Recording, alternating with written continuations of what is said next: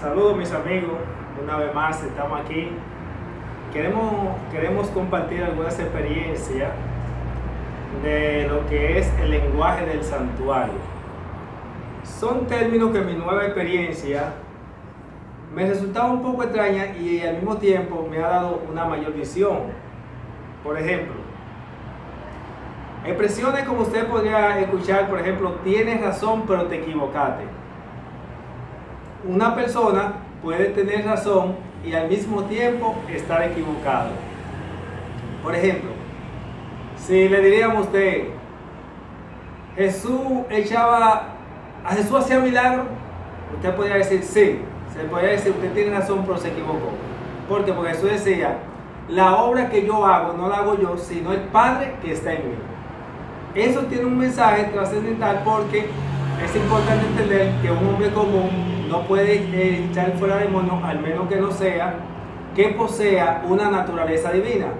Por eso los apóstoles reconocían eso y sabían que entonces que como ellos estaban en la naturaleza divina, ellos podían echar fuera demonios, y eso es un detalle muy importante. Eso es como un ejemplo para usted tratar de tener una idea de lo que significa tener razón y al mismo tiempo estar equivocado, entre otras que podrían surgir. Otra de los lenguajes del santuario un poco extraño que me ayudó mucho es el término ¿murió Jesús por los pecados de todos los hombres? O sea, la expresión del lenguaje del santuario es Jesús no murió por los pecados de todos los hombres y no dejó de morir por los pecados de todos los hombres. Y hay personas que me han dicho, no, eso es un juego de palabras. No, ya en este caso cambiaría la palabra, tú tienes razón pero te equivocaste. Tienes razón porque es un juego de palabras, pero no deja de ser una realidad. ¿Cómo explicamos eso? Miren, Jesús murió por los pecados del hombre en el primer Adán, pero no murió por los pecados del hombre en el segundo Adán. Por eso, Cristo paga por mi pecado antes de mi conversión, pero los pecados después de mi conversión, si son por ignorancia, por error o equivocación, por eso paga Satanás. Porque Cristo no paga por los pecados de los justos. En otras palabras, Jesús murió por los pecados de los pecadores, pero no por los pecados de los justos. Los pecadores son aquellos que no han sido convertidos para tener acceso a la salvación, y los justos son a los pecadores arrepentidos y convertidos. Es bueno enfatizar esa parte porque las iglesias están llenas de personas, pecadores arrepentidos pero no convertidos, porque no han sido justificados, porque la conversión es una obra del Espíritu después de la justificación. Otro detalle, otra frase de lo que se llama el lenguaje del santuario. Tenemos la siguiente: Dios no acepta en su santuario la inmundicia del hombre. La única inmundicia del hombre que Dios acepta en su santuario es la que entra a través del Cordero. Y ese es un detalle muy importante que debemos tomar en cuenta. ¿Por qué? Porque es importante que nosotros entendamos que en el santuario nosotros vamos a hacer la pregunta: ¿cuál era la inmundicia del hombre que entraba en el santuario a través del Cordero? Que es lo mismo que decir que la única inmundicia del hombre que Dios acepta en su santuario es la que entra a través del segundo Adán. O sea, Dios no acepta en su santuario la inmundicia del hombre en el primer Adán. Los pecados del pecador se le imputan a Cristo. Esos pecados quedan sobre el altar consumidos.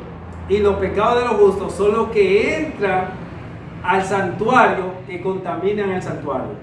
Que dicho sea de paso, es bueno siempre analizar esa parte, porque cuando nosotros observamos lo siguiente, los pecados que entraban en el santuario, que era a través del Cordero, eran los pecados por ignorancia, por error o equivocación. Le invitamos a que usted haga un estudio cuidadoso con relación al santuario, y usted se va a dar cuenta que en el santuario los pecados que Dios permitía que entraran allí a través del Cordero eran los pecados por ignorancia, error o equivocación. Dios no admitía otro tipo de pecado y lo hacía a través del Cordero. Por ese tipo de pecado es lo que Juan le llama en su primera carta, 1 Juan 5, 15 y 16, el pecado no de muerte, que es el único el cual usted puede ser justificado allí. Otra de la lenguaje del santuario: no se puede tener paz sin la paz.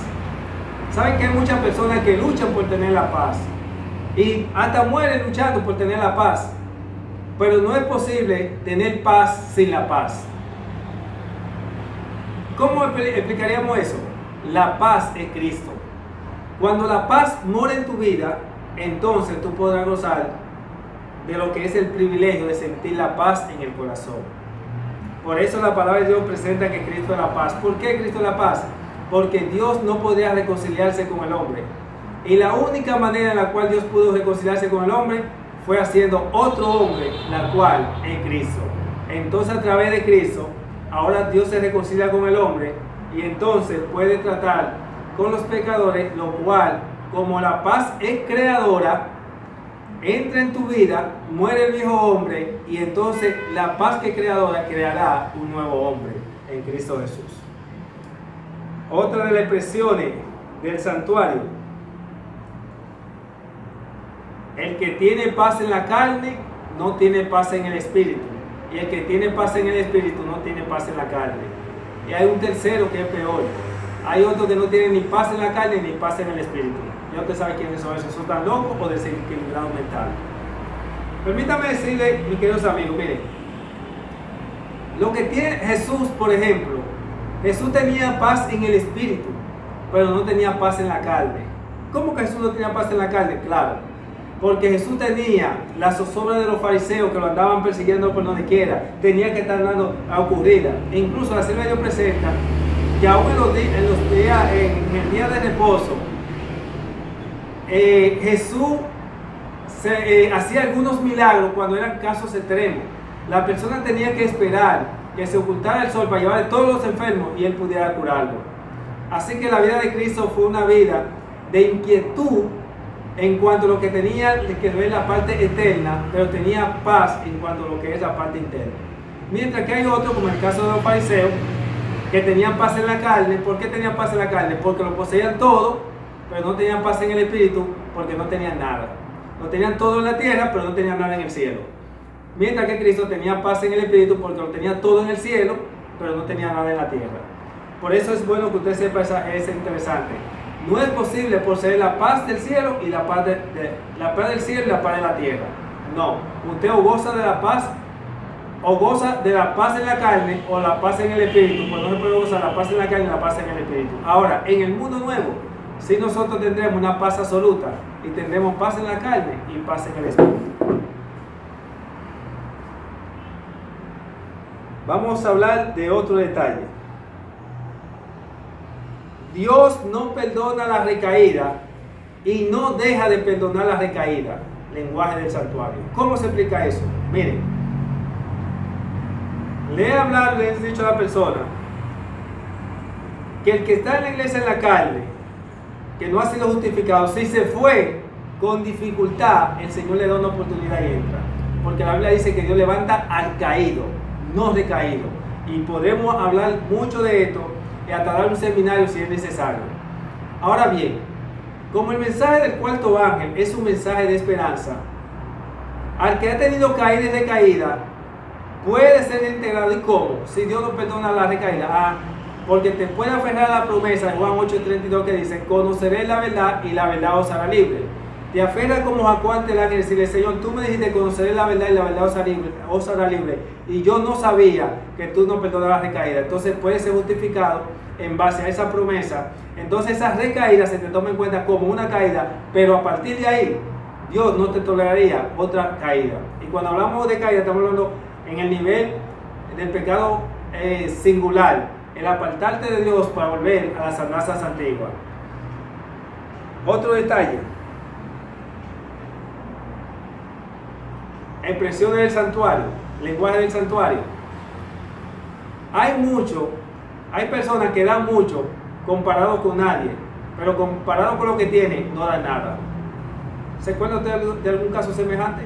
El joven rico, un hombre muy bueno, muy dadivoso, daba mucho, pero comparado con lo que no daba nada, pero comparado con lo que tenía, no daba nada. Pero cuando llegó la hora de la prueba para despojarse, dura cosa fue para él bajar su cabeza y irse por ahí. Y es importante tomar en cuenta eso, porque hemos dicho que Dios no nos ha llamado a estar cómodos, a estar haciendo riqueza y tesoro. Y hay personas que viven haciendo riqueza y tesoro en la tierra y creen que porque dan algo, tienen asegurada salvación. No se engañen, amigo. Porque la palabra de Dios presenta que debemos estar sobre el altar y con la cruz encima. Otro detalle, lenguaje del santuario. Ay, esto sí me sorprendió. Porque usted podrá ver, podríamos decir, he usado el término, hay muchos pastores buenos, pero son muchos comparados con nadie, pero comparados con lo que nos sirve son pocos.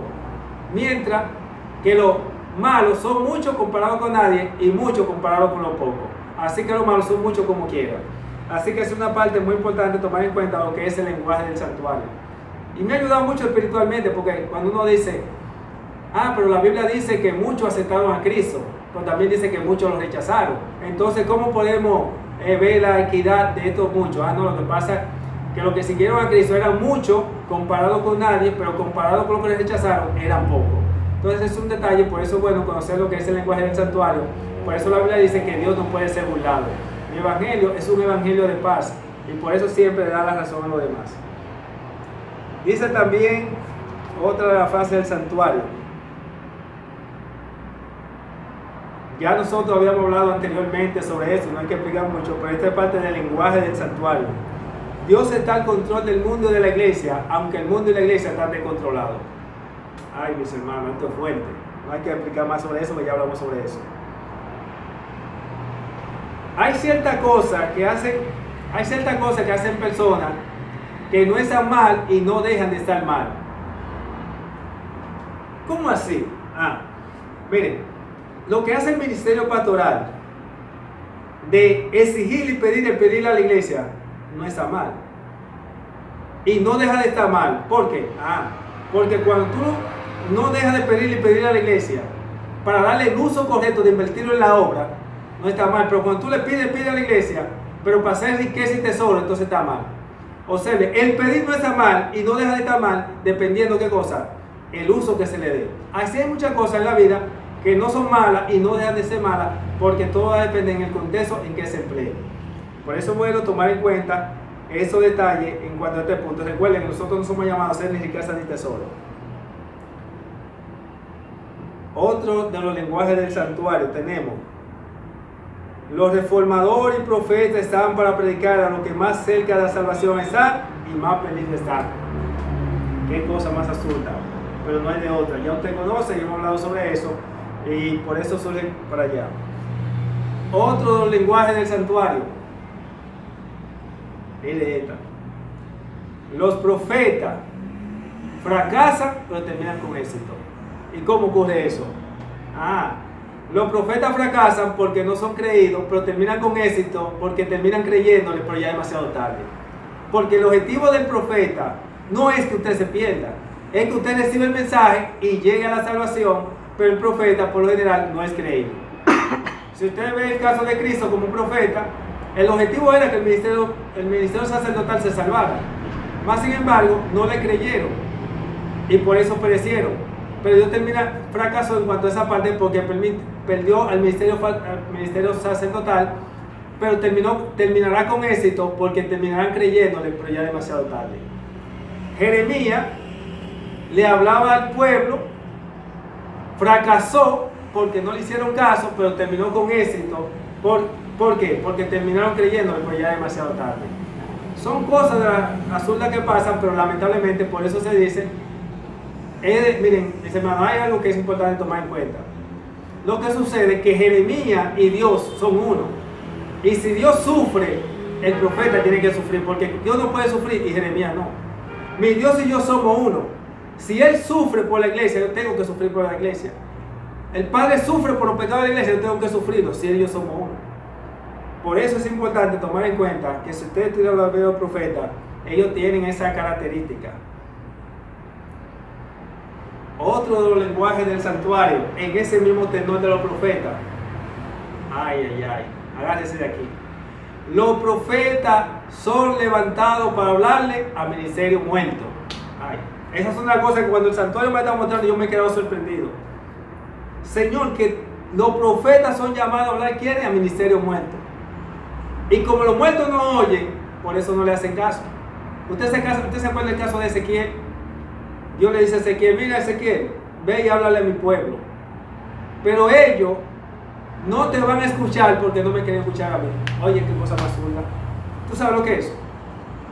Dios sabe que al profeta no le va a hacer caso. Le dice, ve y háblale, aunque no te van a hacer caso. ¿Tú estás mirando? Lo que pasa es que Dios quiere que entendamos que Él está al control de la obra.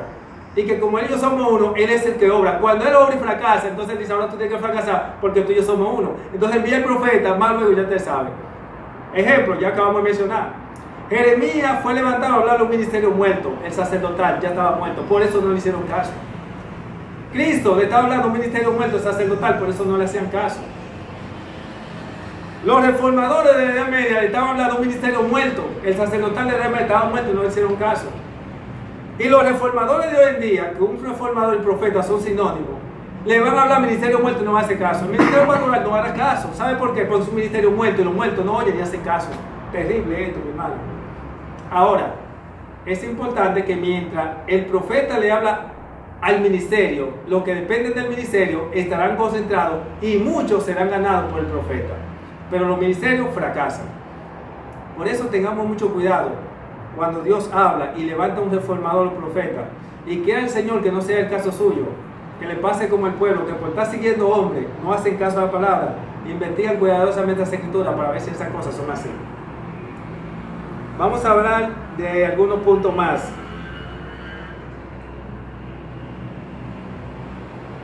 Hay personas que están vivas estando muertas. Yo creo que esa ustedes ven, no sé, mi amigo. Por eso en el lenguaje del santuario expresa lo siguiente: el que está vivo para el cielo está muerto para el mundo, y el que está vivo para el cielo está muerto para el cielo. El que está vivo para el mundo está muerto para el cielo. Ejemplo: los sacerdotes estaban vivos para el mundo, pero estaban muertos para el cielo. Los apóstoles estaban muertos para el mundo, pero estaban vivos para el cielo. ¿Están mirando qué contrariedad? Por eso, eso me acuerda mucho lo que se llama la película Muerto Viviente. Una persona puede ser muerto y viviente al mismo tiempo. Todo depende de la dimensión en que esté viviendo.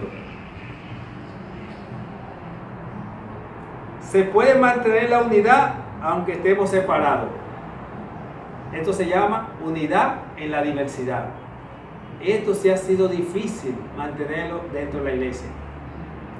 Por eso que se arman los conflictos, porque no ha podido ver qué cosa, unidad en la diversidad. Porque el orgullo no permite que un mundano que esté en la iglesia, que no puede recibir cierta luz, preparación, porque mientras tú estás concentrado en la cosa del mundo y el otro está concentrado en la cosa del cielo, es lógico que el que está concentrado en la cosa del cielo va a recibir más luz que el que está concentrado en la cosa del mundo. Pero como están los dos en la iglesia, resulta ser que el que está concentrado en la cosa del mundo, el que siempre tiene la voz cantante, está al frente de la iglesia, está para hacerla contra quién, al que está concentrado en la cosa de Dios. Y no puede haber qué cosa, unidad en la diversidad. Por eso que ustedes notan tanto conflicto dentro de la iglesia y no se respeta este lenguaje santuario. Unidad, debemos mantener la unidad aunque estemos separados. Esos son detalles muy importantes en cuanto a ese punto. Otro lenguaje del santuario. No es lo mismo la unción en la carne que la unción en el espíritu. La unción en la carne es ese llamado que reciben a través de los hombres, y la unción en el espíritu es la que se recibe directamente del dueño de la iglesia. Por eso es importante tomar en cuenta, dentro del ministerio pastoral hay personas que tienen el llamado pastoral por la unción en la carne, pero no por la unción en el espíritu, no aprobación divina. Mientras que hay otros que tienen el llamado de la unción en el espíritu porque tienen el llamado directamente de Dios. Otro de los lenguajes del santuario. No es lo mismo comer pan del lugar santo que comer pan del lugar santísimo. Oiga qué lenguaje más hermoso. Los que comen pan del lugar santo son los que son instruidos por los hombres, y los que comen pan del lugar santísimo son los que son instruidos directamente por Dios. Por ejemplo, Cristo comía pan del lugar santísimo porque era instruido directamente por Dios, no por hombre. Moisés comía pan del lugar santísimo porque era instruido directamente por Dios y no por hombre. Y todo lo demás, llámese Juan el Bautista, Samuel, Elías, todo hombre santo de Dios comían pan del lugar santísimo Por eso es importante que usted entienda que el pan del lugar santo era proveído por el hombre, porque era el que lo preparaba, y el pan del lugar santísimo era proveído directamente.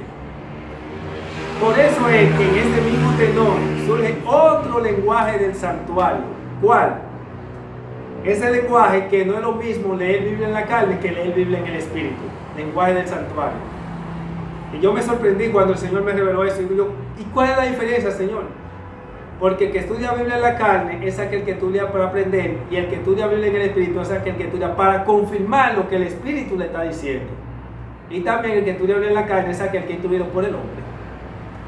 Hay una dimensión totalmente diferente y una riqueza al mismo tiempo. No hay cosa más linda cuando usted aprende a depender directamente del santuario y no de lo que se creen que son dueños de la iglesia.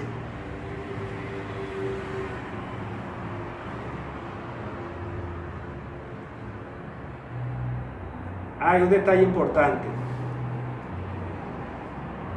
En el santuario, el pecado santo entraba a través del santuario, pero el pecado de los ignorantes entra a través de los santos, y los santos traducen a través del Cordero. Vamos a explicar esto más detalladamente. El pecado de los ignorantes entra a través de los santos, y los santos lo traducen a través del Cordero. Por ejemplo, nosotros tenemos lo que es el ministerio sacerdotal. En el ministerio sacerdotal, los sacerdotes confesaban su pecado, lo ponían sobre el cordero y lo llevaban al santuario. Pero los ignorantes del pueblo, los que dependían de los hombres, los pecados de ellos no lo transmitían directamente al santuario, sino que lo traían, se lo entregaban al sacerdote, y el sacerdote lo transmitía a través del cordero.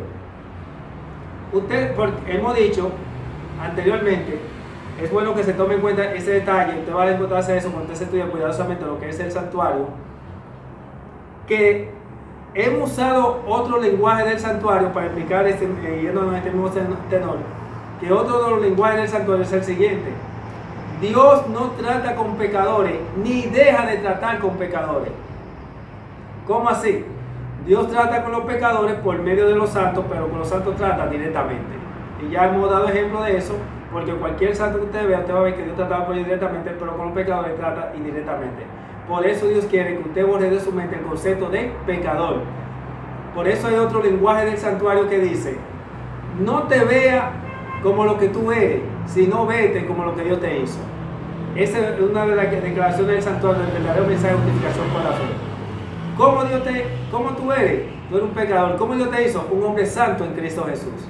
Cuando tú empieces a ver el evangelio de esa dinámica, entonces tú podrás tener una experiencia diferente. Algunos de los también, miren, este sí es delicado. Jesús no era como Adán antes de la caída, ni como Adán después de la caída. Y entonces, ni dejaba de ser como Adán antes de la caída, ni como Adán después de la caída.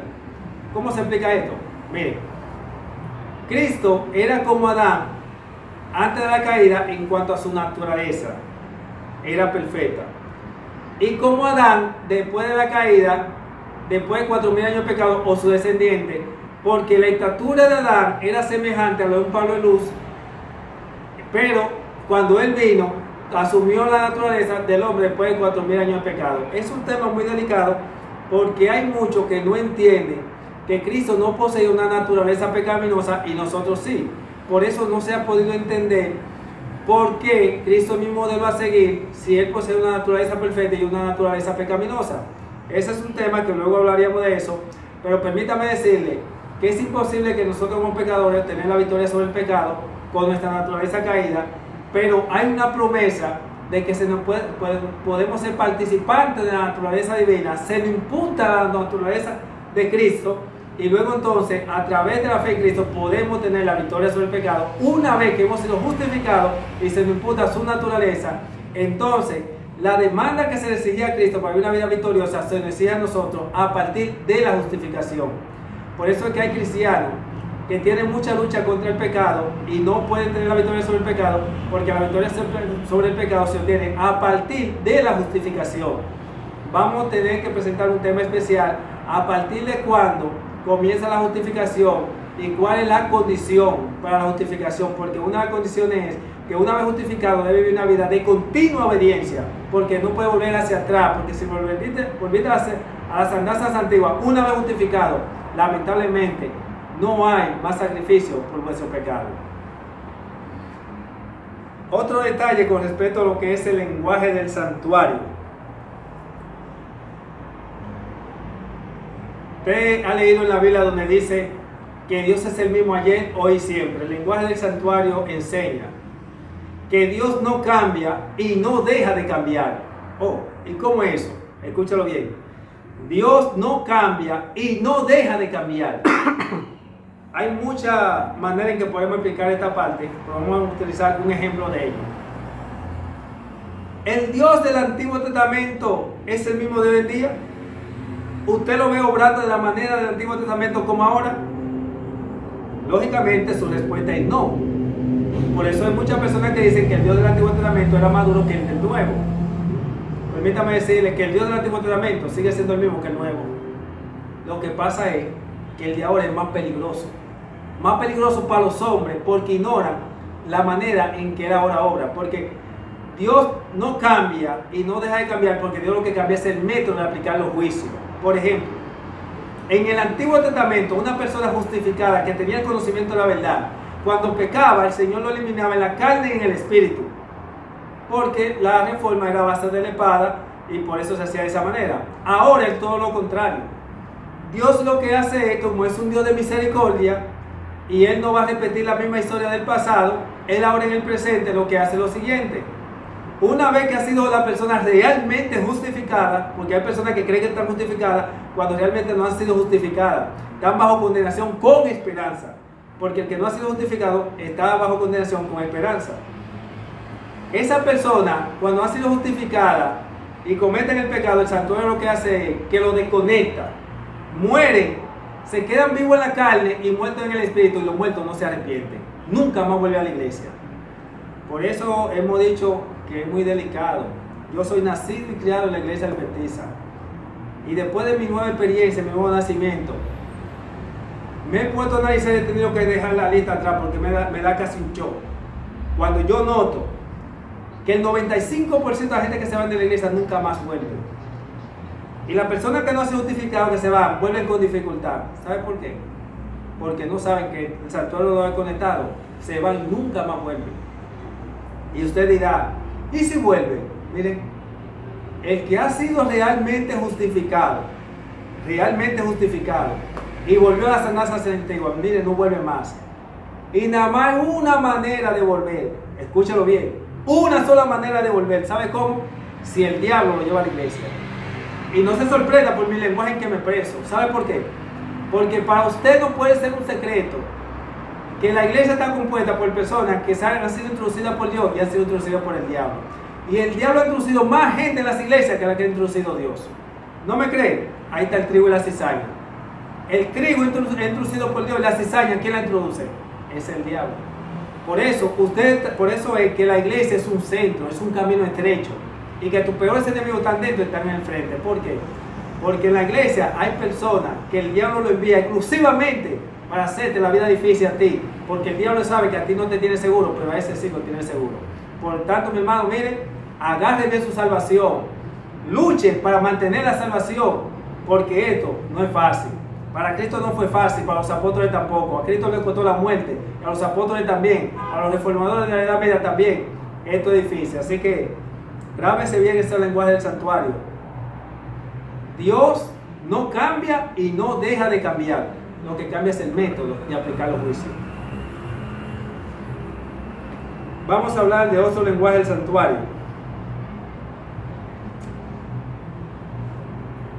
La perfección es ausencia de pecado.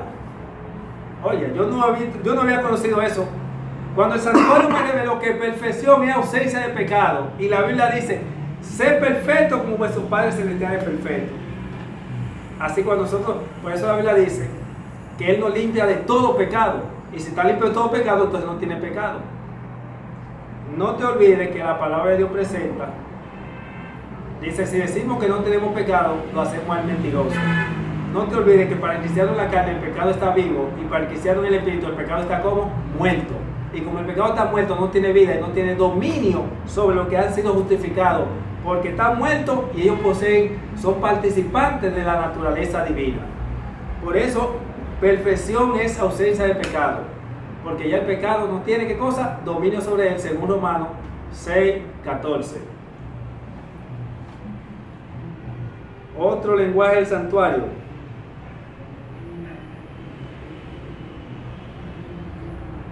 El que está sellado está muerto y el que está muerto está sellado. Oiga qué cosa, el que está muerto está sellado y el que está sellado está muerto. En la parte literal es una realidad y en la parte espiritual también. Recuerden que hablamos de la característica en una sesión que tenemos por ahí de dos, no sé, en un futuro haremos una tercera, ya que por asunto de tiempo no hemos podido grabar la otra. Recuérdese que hablar de un sellado es hablar de un muerto y de un muerto de un sellado. Por eso en el lenguaje del santuario tenemos esa expresión que presenta un sellado es un muerto es un sellado. No se puede diferenciar, no se puede dividir una de la otra. Por eso es que el sellado no puede caer. Una persona sellada es una persona justificada y una persona justificada es una persona sellada y está muerta. O sea, una cosa se entrelaza entre la otra. El sellado no puede volver atrás. Por eso lo que recibe el bautismo del agua y del espíritu son los sellados y también están muertos al mismo tiempo. Otra de las expresiones del santuario. Hay quienes están fuera de la iglesia estando dentro y hay quienes están dentro estando fuera. Ay. Escuche esto. Hay quienes están dentro de la iglesia estando fuera y hay quienes están fuera estando dentro del mismo círculo. ¿Cómo explicamos eso? Miren, nosotros tenemos lo que era la iglesia de Dios. Ahí estaba que los fariseos y los discípulos estaban dentro de ¿dónde? Del santuario. Mientras estaban dentro de la iglesia, los que estaban dentro, que eran los sacerdotes, estaban fuera de la gracia porque no estaban en armonía con la palabra. Más sin embargo, los que estaban dentro, que estaban en armonía con la palabra, que eran los apóstoles, estaban fuera porque no eran aceptados por el ministerio. En la iglesia hay personas que están fuera estando dentro. Cuando usted es un miembro de iglesia, que lee su Biblia, lee su don de profecía, y que está luchando y está en armonía, y usted ve que la iglesia no lo toman en cuenta, porque la persona que lee la Biblia y que lee su don profético, ya lo tienen por sospechoso, y no le quiere dar participación, usted está fuera. A usted lo sientan como cualquier persona. ¿Sabe por qué? Porque usted ya está fuera. Usted no entra en el anillo. En la iglesia, la cizaña tiene su anillo y el trigo tiene su anillo, pero la cizaña, el trigo siempre es poco y la cizaña siempre predomina y por eso siempre están al frente. Por eso es importante entender que hay quienes están dentro pero están fuera y hay quienes están fuera pero están dentro.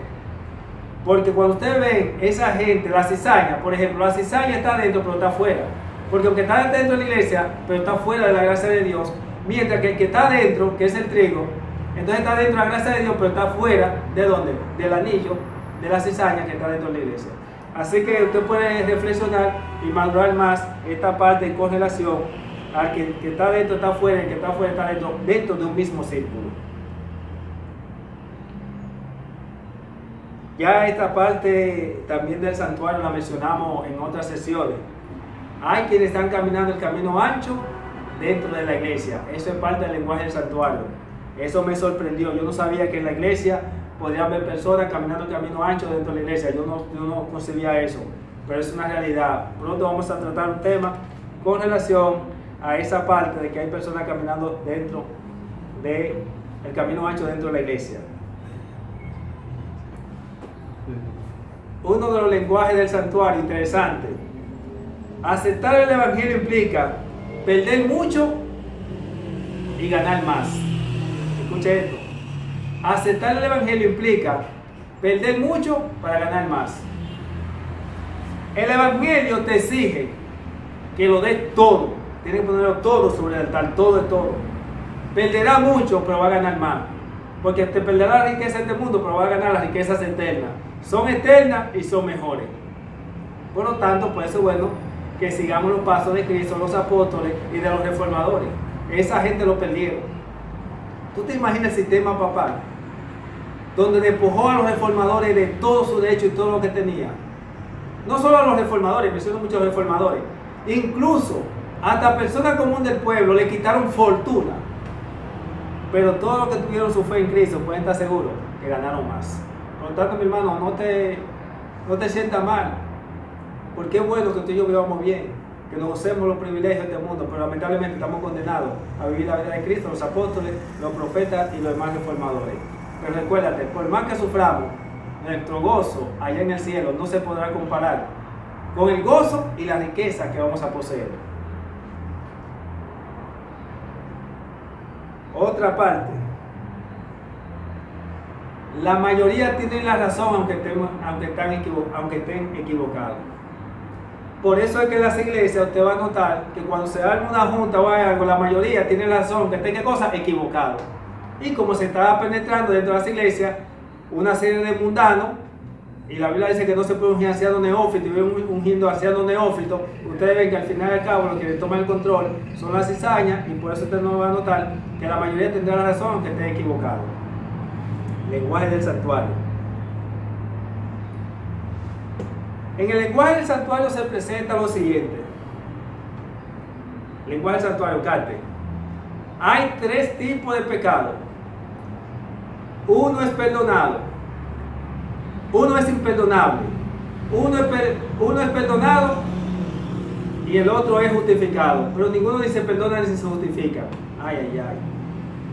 Vamos a explicar esto. El pecado imperdonable ya no hay que hablar de eso. Ya sabemos que es imperdonable y no hay que mencionarlo.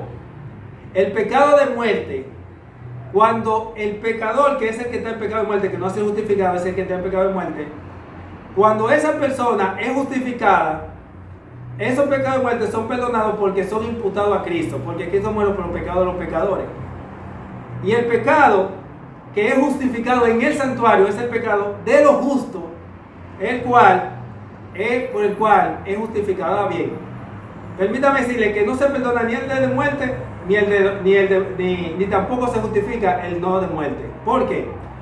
Porque ya dijimos que el que es justificado es el pecador. El pecador es el que es perdonado, pero ese pecado no se perdona porque Cristo pagó por él en la cruz. Por lo tanto, hay un pago por ese pecado. No se perdonó, sino que se hace que se transfiere.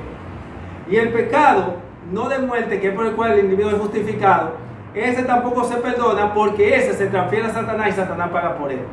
Mire, el tema del pecado no es cualquier cosa. Ningún pecado se perdona. Ninguno. Alguien tiene que pagar por él. Así que usted sabe. Por el pecado de muerte, si el individuo logró alcanzar la salvación, Cristo paga por él. Y por los pecados de los justos, Satanás paga por él. Esto es delicado. No nos juguemos con el tema del pecado y nuestra redención está cerca. Otro lenguaje del santuario. Hay quienes trabajan en la viña del Señor sin el Señor de la viña. Ay, papá, esto sí es fuerte. Escúchelo bien. Hay quienes trabajan en la viña del Señor sin el Señor de la viña. Ejemplo, a mí me gusta siempre ilustrarlo para que usted entienda mejor. Los fariseos trabajaban en la viña del Señor sin el Señor de la viña. ¿Por qué? Porque no tenían la aprobación de Dios. No eran como los apóstoles y Cristo, que trabajaban en la viña del Señor, pero con el Señor de la viña porque tenía la aprobación de ellos.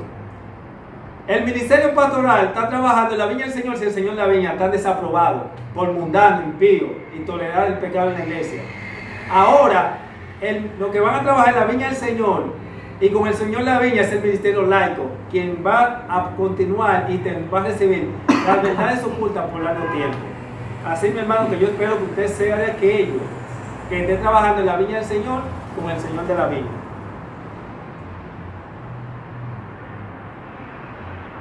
Otro lenguaje.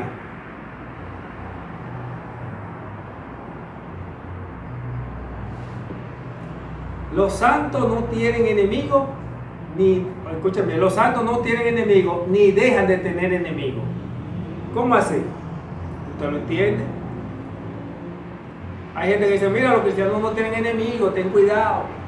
Cuando a mí me dicen que los cristianos no tienen enemigos, entonces dime quién fue que mató a los millones de cristianos de la Edad Media.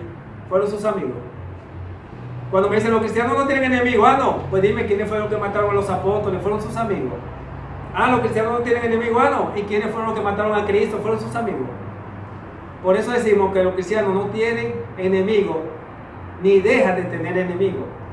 no tienen enemigos porque ellos en su corazón no lo llevan a ninguno, pero no dejan de tenerlo, porque esos enemigos viven encima de ellos y le causan incluso la muerte y le hacen la contra al evangelio que ellos proclaman. ¿O acaso usted se cree que yo tengo enemigos? Yo no tengo enemigos, ni dejo de tener enemigos. Tengo más enemigos que amigos. Es normal eso. Por lo tanto, mi amigo, es bueno que tomemos en cuenta ese detalle. Hay otra frase. Lenguaje del santuario. Dios es el Dios de lo imposible para las cosas que son imposibles para ti. ¿Tú estás oyendo eso? Dios es el Dios de lo imposible para las cosas que son imposibles para ti. Pero cuando Él le es imposible, la cosa se pone fea. Por ejemplo, para Dios le es imposible concederte la salvación si viola su ley. Recuérdate que cuando se violó la ley de Dios, Adán y Eva, era imposible para Dios salvar a Adán y a Eva. Pero para salvarlo, vino Cristo y murió por ello. Ahora sí le pudo ser posible porque se pagó la demanda de la ley. Ahora bien, si tú eres justificado por la sangre de Cristo y a Dios le es imposible salvarte y Él te salva por medio de lo que Cristo hizo en la cruz del Calvario y eres justificado, y una vez que eres justificado por esa sangre, tú vuelves a las andanzas antiguas. ¿Bajo qué sangre vuelve el Padre a justificarte? Tú vuelves a ser justificado. Tente cuidado con lo que te enseña el ministerio pastoral, que el que te diga a ti que el hombre puede ser justificado más de una vez por la sangre de Cristo Jesús, habla por boca el príncipe de la tiniebla, que eso no es cierto. Por eso dice Hebreos 6, 4 al 6, que lo que recibe el bautismo del agua y del Espíritu, porque el que recibe el bautismo del agua y del Espíritu está sellado, ha gozado el don celestial. Y dice la Hebreos 6, 4 al 6, que cuando reciben el bautismo del agua y del Espíritu y gozan del don celestial y recayeron, es imposible ser renovado. Esto es muy serio, mi hermano. Por lo tanto, digámosle al Señor: Señor, ten misericordia de mí. Ayúdame a llegar al conocimiento de la verdad. Porque Dios en su misericordia no está dispuesto a justificar a todo el mundo, porque Él no está dispuesto a justificar a nadie en la ignorancia. Porque Él sabe que una vez justificado no hay más sacrificio por tu pecado. Por eso no pierdas tu tiempo en la iglesia. Concéntrate más en tu salvación y en tu familia, para que el Señor pueda tener misericordia de ti. Y podríamos concluir con una más, ya que nos están haciendo señas, que el tiempo está encima. Hay mucho que presentar con respecto a esta parte. ¿Te has escuchado la palabra de Dios que dice: si corriste con los de a pie y te casaste, ¿cómo contenderás con los de a caballo? Es bueno que entiendan que el lenguaje del santuario, los que están corriendo a caballo son aquellos, como mencionamos ahorita, que están comiendo pan del lugar santísimo, y los que van corriendo a pie son los que son instruidos por el hombre. Por eso esta gente van corriendo a caballo porque ellos van suaves. El Señor le va diciendo todo por anticipación, pero a los que van corriendo a pie, esta gente van difícil porque son instruidos por el hombre, y el hombre tiende a presentar mensajes de confusión. Que Dios pueda bendecirte grandemente, y esperamos que esta sesión pueda ser cantada y que pueda servir de mucha bendición espiritual o fortalecimiento espiritual para tu vida y para lo que te acompañe. Muchas gracias y que la paz del cielo sea contigo.